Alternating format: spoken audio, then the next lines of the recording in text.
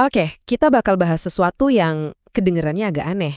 Judulnya aja The Upside of Stress. Yap, kamu nggak salah dengar. Sisi positif dari stres. Gimana tuh? Jadi, pertanyaan besarnya adalah, apa benar stres itu diam-diam bagus buat kita? Maksudku, seumur hidup kita kan diajarin kalau stres itu musuh besar yang harus dihindari. Tapi, gimana kalau semua itu salah? Dan ini bukan omong kosong ya. Ide ini datang dari sebuah buku keren yang ditulis oleh psikolog kesehatan. Namanya Kelly McGonigal. Jadi, yuk kita bedah bareng-bareng apa kata sains soal ini. Oke, kita mulai dari awal. Kita bongkar dulu nih kebohongan terbesar soal stres. Percaya nggak, semua ketakutan kita sama stres itu ternyata berawal dari eksperimen jadul sama tikus. Nah, kenalan dulu sama orang ini, Hans Selye. Di tahun 30-an sampai 40-an, dia ini bikin penelitian yang dampaknya gede banget. Dia lihat kalau tikus yang stres itu kena dampak fisik negatif. Nah, dari situlah dia dapat julukan kakeknya stres dan idenya kalau stres itu racun jadi populer di mana-mana. Tapi, tunggu dulu. Stres yang dialami tikus-tikus ini tuh kayak gimana sih? Coba bayangin.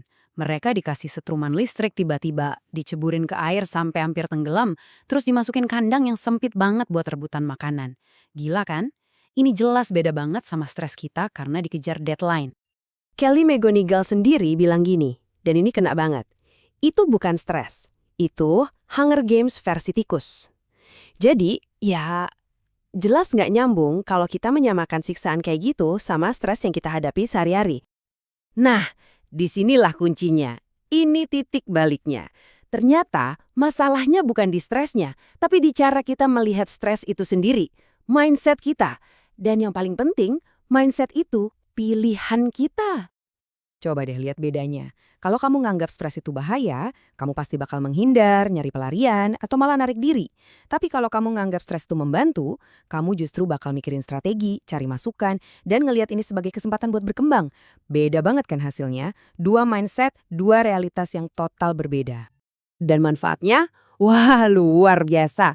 Orang-orang dengan mindset stres itu membantu, ternyata lebih jarang depresi, hidupnya lebih puas, lebih energik, lebih produktif di kerjaan, dan pastinya lebih pede ngadepin masalah. Mereka bahkan bisa nemuin makna dari kesulitan. Gila kan, cuma dengan ngubah cara pandang? Masih ragu kalau mindset itu sepowerful itu?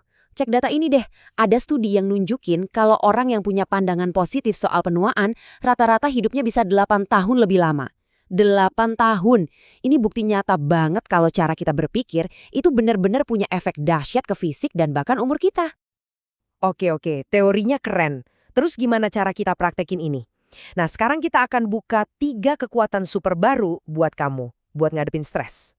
Kekuatan super yang pertama, terlibat. Maksudnya apa?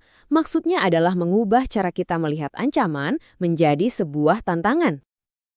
Ada kutipan keren yang ngejelasin ini. Ubah fisiologi rasa takut menjadi biologi keberanian. Jadi, tujuannya adalah untuk melihat semua respon fisik dari stres, jantung deg-degan, napas ngos-ngosan, bukan sebagai tanda kelemahan, tapi justru sebagai sumber kekuatan. Caranya gimana? Simple banget. Pertama, waktu kamu stres, sadari dulu apa yang terjadi di tubuhmu. Jantung berdebar, napas jadi cepat. Nah, langkah kedua, ubah cara pandangmu. Itu bukan panik. Anggap aja itu tubuhmu lagi ngasih suntikan energi dan kekuatan. Langkah ketiga, pakai energi itu. Lakuin satu hal kecil aja untuk maju. Jadi intinya bukan menenangkan diri, tapi justru manfaatin energinya. Lanjut ke kekuatan super kedua, terhubung. Ini soal mengaktifkan sesuatu yang disebut respons 10 and befriend atau merawat dan berteman. Jadi, apa sih 10 and befriend itu? Well, ini tuh insting alami kita dari zaman dulu banget untuk melindungi orang lain dan membangun hubungan waktu lagi tertekan. Dan hebatnya, respons ini bikin kita jadi lebih sosial, lebih berani, dan lebih cerdas. Dan ini ada sainsnya loh. Waktu respons ini aktif, otak kita dibanjiri hormon-hormon keren. Ada oksitosin, si hormon pelukan yang bikin kita makin empati. Ada dopamin, si molekul motivasi yang bikin kita optimis. Dan serotonin, zat kimia percaya diri yang bantu kita ngontrol diri. Kombinasi yang super powerful kan? Cara ngaktifinnya gimana? Ini bagian yang paling menarik dan mungkin agak aneh. Saat kamu ngerasa kewalahan banget, coba deh lakuin sesuatu yang baik, sekecil apapun, buat orang lain. Mungkin otak kamu bakal bilang, jangan lagi sibuk gak ada energi. Tapi justru di saat itulah tindakan kecil itu punya efek paling besar. Oke, kekuatan super kita yang terakhir dan yang ketiga adalah tumbuh. Ini adalah tentang gimana caranya kesulitan dan tekanan itu justru bisa bikin kita jadi lebih kuat dari sebelumnya. Sains juga udah buktiin kalau kita bisa tumbuh dari pengalaman sulit.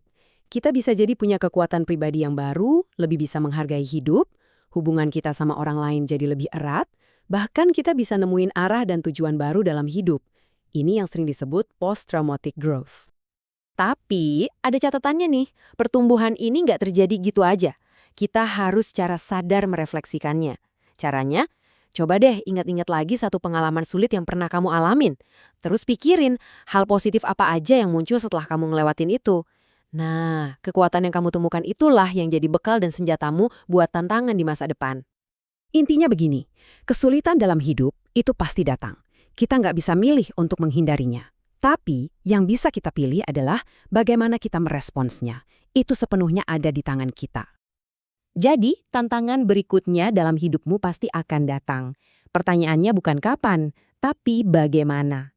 Dengan semua bekal dan cara pandang baru ini, bagaimana kamu akan memilih untuk menghadapinya?